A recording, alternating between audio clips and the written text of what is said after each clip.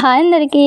Summer వచ్చిందంటే అందరూ కూడా ఈ సీజన్లో వచ్చే తాటి ముంజలు, మల్లెపూలు, ఇక అమ్మమ్మ వాళ్ళ ఇళ్ళకి వెళ్ళడం, హాలిడేస్ ఇలాంటి వాటితో చాలా ఎదురు చూస్తూ ఎప్పుడెప్పుడు సమ్మర్ వచ్చిద్దా అనుకుంటారు కదా. మేమైతే సమ్మర్లో రెండో అకేషన్ లాగా ఎప్పుడంటే మా ఊరి తిరణాలు కూడా సమ్మర్లోనే అయితే వస్తుంది. అసలు చాలా వెయిట్ చేస్తాము తిరణాల కోసం. ఎందుకంటే చిన్నప్పటి నుంచి తిరణాలకి చుట్టాలు ఇంటికి వస్తారు, చాలా సందడిగా ఉండిద్ది. మా అమ్మ అయితే పూల జడ వేసిద్ది ప్రతి తిరణాలకి. నాకు కానీ మా చెల్లికి కానీ పూల జడలు అయితే వేస్తూ ఉండేది. అలాంటి మా ఊరి తిరణాల నూకలమ్మ తల్లి తిరణాలు అనమాట. ఇక మార్నింగ్ మా ఇంటికి వచ్చాము. ఇక చెల్లి మేము కలిసి అమ్మవారి గుడికి ఇక పసుపు కుంకుమ అయితే తీసుకువెళ్ళాము.